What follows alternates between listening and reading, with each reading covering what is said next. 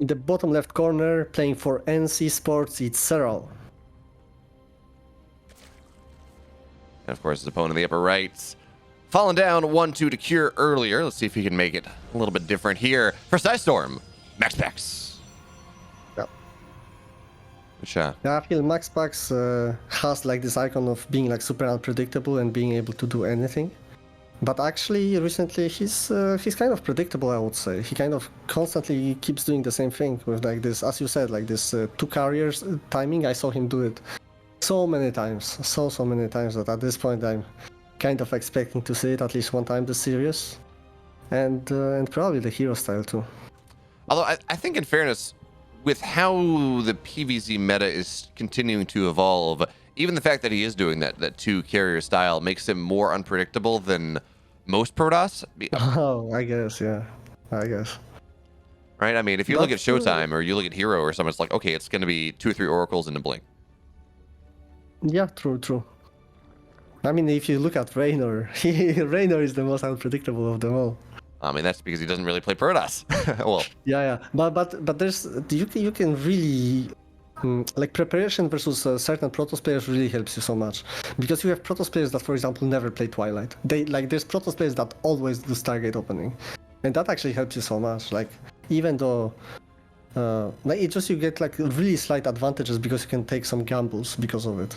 For example, MAXPAX, he can actually do anything, but I feel like his Twilight openings are much worse. He executes them much worse than his Stargate, so people kind of can they can disrespect it a little bit. Interesting. A bit of a mind gear here coming in for MAXPAX. I guess he had warp gate on the way, right? And he had that going up until the point that Serral stopped scouting him, at which point he cancels it, gets his Stargate pretty much at standard Stargate timing, and now warp gate's on the way once again. Yeah, it's a small mind game, but it's not something Zerg will like buy too much into. It's just something like Serral right now thinks that there's a possibility of like Twilight opening, but it's whatever. As I said, they can kind of disrespect it when they play versus MAXPAX, because his Twilight openings just aren't as scary as, for example, somebody like I don't know, like Zest of back in the day, or Hero, or Zoun. Zoun has insanely strong Twilight openings, I think. Yeah, that sounds a good one. And Inside and Out is one of those maps where I think it's not quite as automatic as I always forget the names of the maps as soon as the map pool ends. But shoot, last map pool. Anyway, there was a map, but it was guaranteed Twilight. It was guaranteed. It was guaranteed a Glaive Adept build pretty much every time you played on it. Yeah. Inside Out's not quite to that level, at least not yet, but it does seem to be a map that we do see those Glaive builds a bit more often. Now, of course, we don't see it in this game. It's going to be, well, hero style to start, at least a hero opener. Okay, Serral did see the Oracle across the map because he has like a Zerglings spread all around the map to see like flying units move across the map. So it's very nice vision for Serral. Yeah, he has Twilight behind it. Yes, I mean that shouldn't really surprise anyone too much. I don't think it's 2 oracles. You get the Twilight behind. Again, it's going to be probably a later forge, so you get quicker blink, delayed +1, and that's just the 2 oracle opening for the most part, unless I'm missing something. Wouldn't it be Glaive Adepts at this point? I might be wrong, but no, there's Stalker. Okay, he's swapping Stalkers. Yeah, it's just blink. Okay, so it's probably like a 4th base pressure. Because he's delaying the forge, so he wants to get a lot of Stalkers out fast with blink, and pressure the 4th base. I think that must be the plan. Otherwise, I don't see why wouldn't he have a forge yet. Yeah, I know the 6 gateways before a forge. This looks almost like an all-in, actually. Like, this looks very committed. So we started to see this one a little bit. Neve actually, this is one of the builds Neve used to kill Dark with back EPT 134.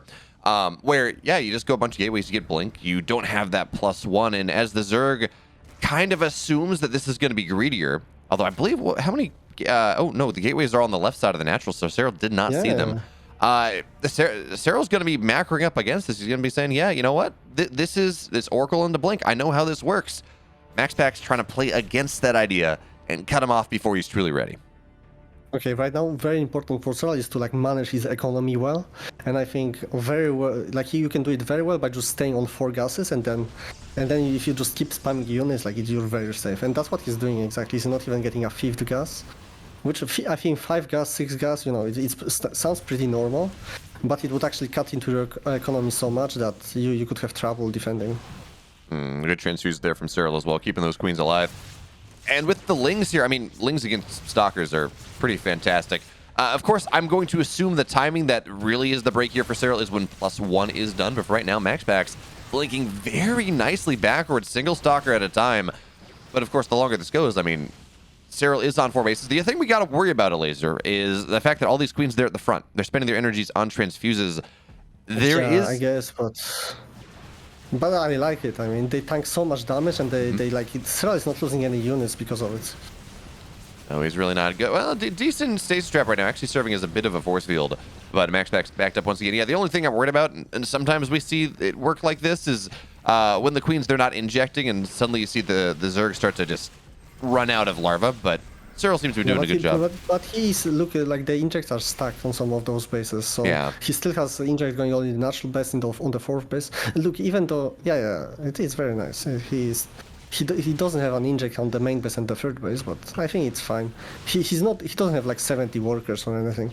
Yeah. So he still is able to spend his money. That's pretty cool. Lings, though, they're going to knock down the proxy pylon, and it feels like the pressure from MAXPAX is just over. Like, you can't warp in anymore, and yeah, sure, inside and out is a short rush distance, but MAXPAX, he traded, and that was really about that. Lings looking for a run by on the other side, and Stalker should be able to deal with that one for the most part, but these are +1 Lings now. MAXPAX is behind in upgrades. Looks like his next step, though, is he says, okay, well, you got Lings, I'm going to get charged, but already Elazer Baneling Nest is on the way. Yeah, and Serral just finished +1 melee, already like started +2 melee, so it's just gonna help him so much. Like the Zerglings are so much stronger with +1 melee. It's actually, I have realized that recently that, you know, like fighting versus Stalkers, it's night and day, honestly. It's +1 melee. No, it makes such a big difference. The Stalkers, they do melt a lot more. But Serral right now, I mean, he's not he's positioning himself so he can defend wherever he wants, but he's not really looking for a straight up fight. He's got the Lings sharking around, kind of keep MAXPAX back. And again, MAXPAX, if he wants to get aggressive here, he has to walk across the entirety of the map, and that just makes life much more difficult. Lings now looking for the surround, and notice what Serral's doing. The Lings, they're going past where the Stalkers are because he wants to get the surround on the blink backers, and he gets that with a couple of those Stalkers, but you don't want to go too far off creep. Really, you can't deal with the Oracles. MAXPAX, he's keeping the lights on there. Oracles are going to run out of energy. Yeah, if you look at resource lost, MAXPAX just lost more than Serral, which is terrible. Like, it's really, really bad, because in theory, if you blink Stalker Micro with Stalkers perfectly, like, you're not supposed to lose almost any units, so it's just looking perfect for Serral, and he's also like drone count was perfect. Plus, the moment +2 melee finishes, the game is basically over. Like, I'm not gonna sugarcoat it, because he has already banings on the way, and +2 melee. When he +2 melee finishes, he just goes across the map and kills MAXPAX. But I think. Yeah, he's gonna have a 2 upgrade lead, so it's not even like, oh well, you know what? It's +2 melee, but at least this no.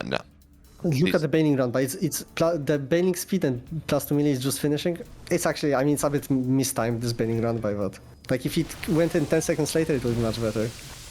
Oh, I didn't even... but look at this round. Oh, that's sick. Although, actually, really good Zealot positioning. They're just knocking down the Lings, but even still, Banelings, they get connections that they are looking for. And Stalkers... Yeah, but now there's no blink anymore. Yeah, they're great as long as they're mobile, but those aren't mobile anymore. Yeah. Well, Serral did mess up with this baning run by, I guess, a little bit. If he just sends it 10 seconds later, man, it's so strong, but he just sends like 8 slow banings into the third phase, like it doesn't do anything. But it was just so far ahead. I actually, because I play so much Dota, I think about StarCraft a bit differently these days. When I queue for like a game of StarCraft, I like kind of think of StarCraft in terms of like Dota, you know, like how I want to like split push the map, or how I want to like, I don't know, there's like a lot of concepts in Dota that you just, like you don't really think about when you're a StarCraft player. Mm-hmm. Yeah.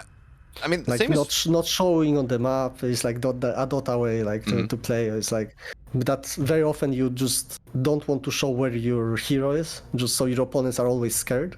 This kind of like, that's what I think about in StarCraft these days. I mean, the same is true as a caster as well. And it's not like I cast Dota all that much unless it was the WTL show matches. But even still, you're like, okay, well, now we're playing edge of the map StarCraft, side lane Dota. It forces you to think about it differently. I'm behind. Let's start to like play side lanes, stuff like that. Which is actually it's true in StarCraft. For example, in the game Solar versus Serral today, when Serral got the lurkers, right?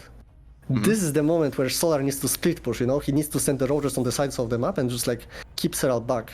But he didn't do it. He just got pushed back. Which is a mistake, obviously. I mean, in fairness, I think part of that was Serral's defensive positioning was so good, and you just have so few attack routes, few side lanes to push on DayZ. But you need to still try. You need to still do something.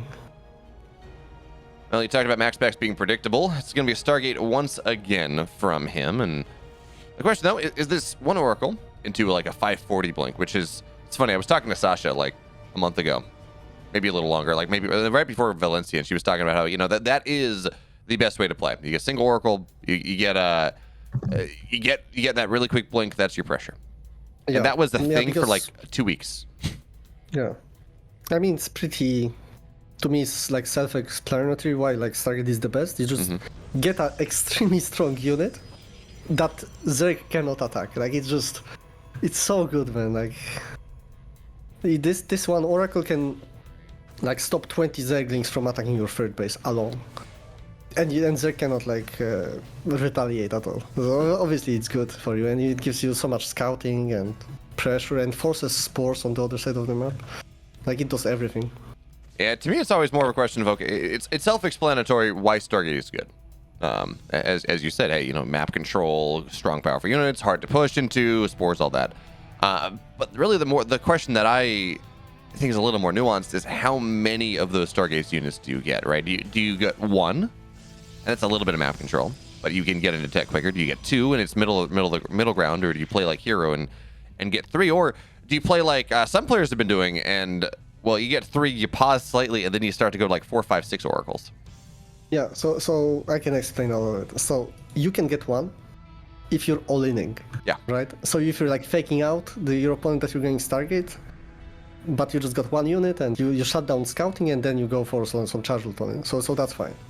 But usually you don't get one because your Stargate costs so much that it's just not a good value if you get one Stargate to get one unit. So usually you get like 2 or 3. And again, 2 or 3 is like the most common. It just depends on your opening, honestly. I like both. Like, it doesn't really matter. And then you can get like 6. It's because when you play hero style, it's very hard to go Hydras against it, actually. Like, it's very, like, you really don't want to go Hydras or Spire because you constantly feel pressured. And because of that, you have no anti-air. So you can actually go like 7 oracles, and it's just very good because you have no anti-air. So that's pretty much the point of it. Well, you talk about anti-air or the lack thereof. Actually, I guess more importantly, you predicted this before the series even started. It's game 2. It's a bigger map. MAXPAX dropping that second Stargate, the fleet beacon as well. So the double carrier style. The carriers. Yeah. That's nice. Yeah, but Serral scouted it immediately. He had the Overlord in really at the perfect timing. And there's very fast lair, or very fast. It's like a reasonably timed lair, which actually is gonna let you get Spire on time for it. So by the time he has like a critical mass of carriers, Serral should just have Corruptors on the way, or he probably could figure out some all-in. Like he could get an Nidus down if he feels like it. But Elazer, I think he's just gonna go Spire, honestly. Yeah, I'll buy that one. But I was gonna say, isn't the entire point of the carrier build to not go carriers? Like, you get carriers, sure, and you get, actually I guess he's getting +1, so he's leaning into it a little harder, but isn't it more of the idea you say, okay, I'm gonna go like 2 to 4 carriers, and then it is that heavy ground commitment behind as you try to hope the Zerg overcommit? What they usually do. Yeah, that's what they usually do, yeah. And as you see, I mean, that's what he's doing, because there's Twilight Forge Robo on the way. But you can do, obviously, a couple things, You can just spam carriers. You can literally get 0 tech and just get like 3 targets and keep spamming carriers. Like, there's an option of that, but it's probably gonna lose if it's scouted. So, and because it's scouted, you need to do something else. Well, certainly +1 is on the way, so at least these carriers, he's committing to it a little bit harder than he might otherwise do, but Queen's pushing even off creep just a little bit as they look to establish themselves a little bit further. But yeah, as you said, Spire, it's over halfway done right now. The first carrier only just now active on the map, and Cosmic Sapphire does not quite have those scary positions. At least Serral is boxing them out even better. That say, like Death Aura, I think was a good example, where you just have those dead air spaces that are really close to where the Zerg wants to be, to the Zerg base, and then it's like, okay, well, the carriers just sit on top of that. You can't get damage on them, but Serral's positioning right here, he's boxing those positions out. I guess there's one dead air space right there, but the carriers can't get there, which means, well, Serral Yeah, I know pushing. what you mean. And it's even more abusable when you have like Tempest, you know? Ooh. What? But why is he going Mutas? That's really surprising to me. Now that's interesting. It's weird too, because this is looking like an all-in coming from Serral here. Like, look how hard he's pushing this creep. 10 corruptors right here would just bust it down. I don't understand the Muta call. I don't know if Corruptors will bust, because look at the, like, there's so many cannons and batteries, and like you're not gonna really break that, but I agree with you. It's like this creep spread is looking so good that I mean, you definitely are gonna deny a 4th base, that's for sure, but I think breaking the 3rd base might be hard. Yeah, that's fair. I mean, yeah, with the cannons and the shield batteries and... okay, but look, he has nothing for the Mutas, and he's totally not expecting it. And this is going to be a one-off Muta, right? So the tech is there for MAXPAX to respond to this one eventually, which means you get the Mutas, you hold the probes. Yeah. Well. Yeah, and because the carriers are pretty slow, like moving-wise, then he actually has nothing to catch those Mutas. The Mutas are amazing here. That's great. Thank you, Elazer. You, I don't know why he's going Mutas. Oh wait, the Mutas are fantastic. And they are. They're really doing a great job. And I don't know that this is something that would work with most Zergs necessarily, or most Zergs would think about. But Serral says, yeah, MAXPAX, he's got 4 carriers. I can't really fight these carriers, but it doesn't matter because I'm going to wipe out his entire mineral line. And then what are you going to do? How are you going to rebuild them? Yeah. Well, I mean, the Mutas kind of... Because my problem with Mutas is that if MAXPAX realized this is happening, and he got like 2 cannons in the main base, 2 cannons in the natural base, then you have like 24 supply of Mutas, which are not gonna help you like in defending the timing that Protoss has going, you know? So it's gonna be like four carriers, 10 Archons, and you have to defend it with just like Roach Link and 10 Mutas. It's gonna be annoying to deal with. But yeah, because the Mutas were unscouted, he just lost all the mineral line in the main base, and it's looking very tough for MAXPAX, 124 supply. What's even worse here is MAXPAX. He's now committing to the anti-Muta attack. He's getting Phoenix 2 at a time, and they have +1. But Serral's done with that idea. He's not. I don't think he's going to go back into it. He's got Ultra Cavern on the way. He's just building this ground-pounding army that, well, the Phoenix, they don't. You can't lift an Ultra. I like Ultras here. Yeah, that's cool. Yeah, this is just Serral. Serral is just styling on MAXPAX at this point. He's always like 1 to 2 tech paths ahead, and it's like, okay, well. Great, you killed the Mutas. You're prepared to deal with them. But there were Ultras and Broodlords on the way. Okay. Great Aspire is always like a good safety option. I don't like playing Broodlords myself, and I don't think Serral likes them either, but I mean, you kind of need them. If Protoss like maxes out on ground, you kind of need the Broodlords. I don't think it's gonna happen though. At this point. Yeah, I feel you talk about Broodlords. I feel like I'm seeing a lot of Zergs get stuck, and granted, we're not seeing hero style in this game, but I feel like I see a lot of Zerg players where they go the double melee upgrades, they get into Ultra Tech to make that happen, and they get stuck there, and it's like, okay, well, now the Protoss gets up to 5 Archons, or like 8 Archons and 5 Immortals, or whatever, heavy in that count. Yeah. And then they just never make the transition, even though they have the economy to. Granted, not this game. It's because like Broodlords are so slow, you just don't really want them. Because if you have Broodlords, you pretty much let Protoss to do whatever they want. And if you're this far ahead, you don't want to let the Protoss do that. But sometimes you need to, and then the game slows down. Well, Serral's trying to make that not happen. Disruptor just absolutely whiffs. So Serral's gonna bust down the ground army. The Archons are dead, everything's dead. Bile's actually going to be really nice, but there's... The Queens are going to die here, no? This is a I mean, he's building Corruptors now, but yeah, a lot of these Queens will fall. He killed the ground army, but there's not a lot to deal with this air army right now. He just canceled the Ultra upgrades to get more Corruptors. It's very important right now. It's looking scary for Serral. Okay, so Serral, he has 18 Corruptors, 5 Queens on the way. But the Queens, that is a full energy Queen. But most of the Queens, they're now dead, and you look at this, you say, okay, well, Serral's just about double the army supply of MAXPAX, but here's my There's question: only 18 corruptors, yeah. is 18 corruptors enough? It's got to be. It should be, right? It should be, yeah, it should be. And they But do he's have. losing another one. Like he needs to kind of just go, I think. What? Okay. I guess it's a good recall. He would lose this fight. Yeah, that's fine.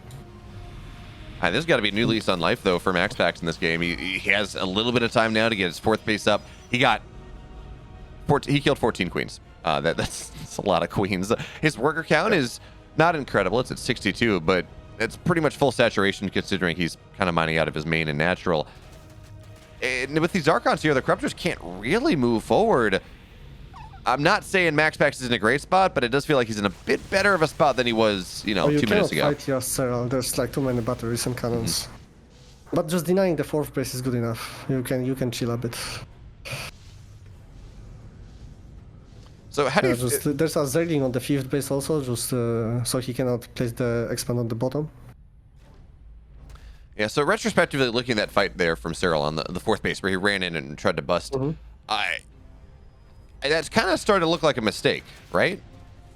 Well, no, I think it was perfect because because he's maxed out versus Protoss that's like low supply. So the trade is perfect. It's just the problem was he didn't have anything for carriers, so he had to chill with the queens. Like he got the queens, he shouldn't fight with them, yeah. But the fight with on the fourth base was very good, I think. Okay, I'm thinking maybe it would have maybe been better for him to like start to pair units away piecemeal, Bailey run bys, things like that, to try to remake his army. No, I think the fight was actually perfect because the only thing that matters is denying the fourth base. And you could see that MAXPAX is right now he's going away from his shield batteries and cannons just to secure the fourth base. So that was the perfect time to fight. I think it was a good decision.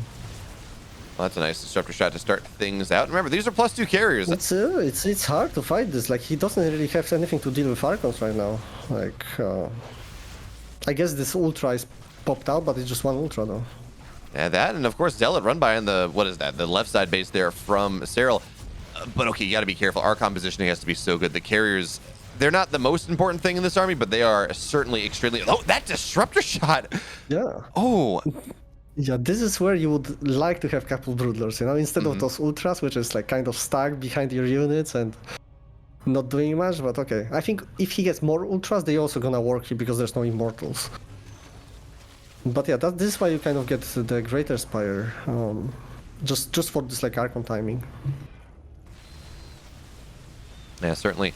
These roaches are not going to get much anything done. I don't think that Serral doesn't really care about them anymore. Roaches in this late game, really...